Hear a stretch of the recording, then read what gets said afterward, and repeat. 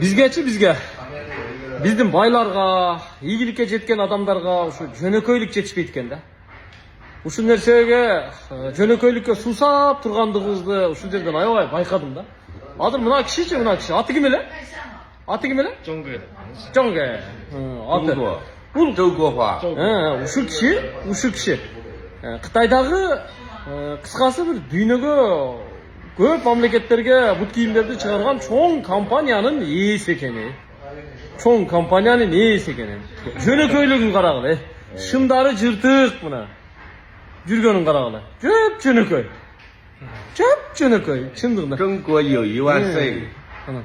Eğer bizdeçi, şunday, uşul kişide baylığımız, uşul kişinikinde zavodumuz olsa, вообще geriseyip kalsak gerek. Telefontilde koyup, bayağında 5 jetlilerdi minip, 500 sotilardı minip, ne kanıt kalağız da. Haligi Jönököy Lagmankanага, Сапсаканага кирип чай ичпей калабыз да.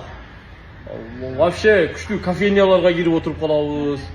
Жөнөкөй адамдардын катарында отурбай калабыз, официанткаларды кагып калабыз. Ушундай болуп калабыз го? Ушундай болобу? Бул киши го түшүнбөдү эми. Өзүбүз мындай кемчилик жагыбызды айтып коюп атам да. Ар бир сөзүбүздө мындай даават болсо, ар бир сөзүбүздөн сабак ала турган сөз болсо, ар бир жүрүм турумубузда, баскан турганыбызда ушу сабак ала турган нерсе болсо, ошон үчүн эле сүйлөп атам негизичи. Сиздерди жемелеш эмес. Биз ошо сыртка чыксак көп нерсени үйрөнөт экенбиз да. Кыргызстандын ичинде эле бир казанда бир чайнекте кайнай берген болбойт экен өзү.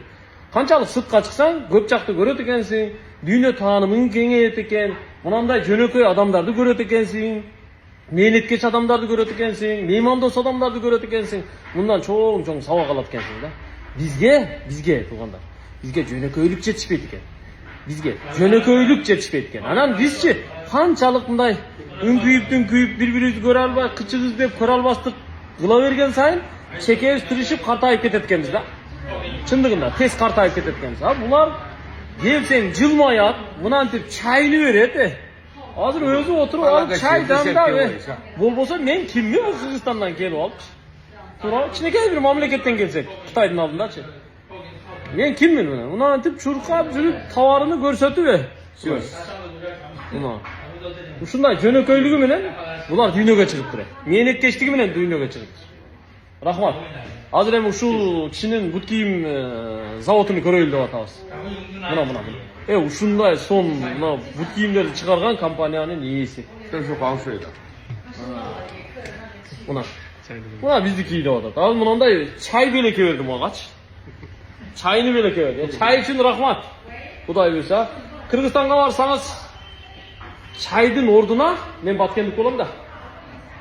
Şunday bir çoğun pakette örük sal koyuyor. Örük.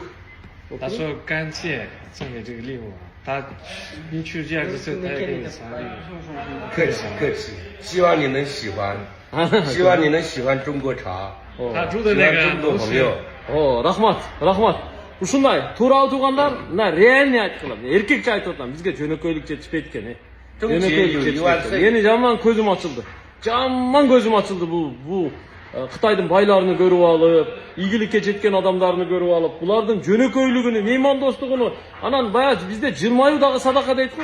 Ар бир адамга ушундай күлүп жылмап ушинтип турат экен.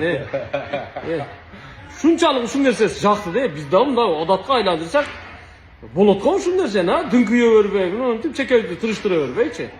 Болду эми мындай жаркырап жашайлы, туугандар. Болду.